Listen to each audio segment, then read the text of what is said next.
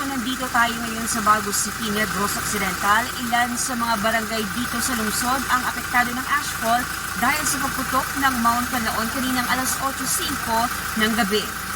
Sa time-lapse footage ng PHIVOX, makikita ang pagsingaw ng maitim na usok sa bunganga ng bulkan na tumagal ng 3 minuto. Minor explosive eruption ang nangyari ayon sa PHIVOX.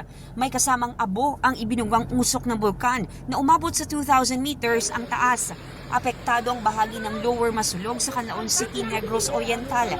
At dito naman sa Negros Occidental, 5 barangay sa Baguio City ang apektado ng ashfall. Nakahanda naman ang mga rescue vehicles ng mga LGU para sa deployment sa oras na muling masundan ang minor explosive eruption. Mula dito sa Baguio City, Aileen Pedreso ng GMA Regional TV.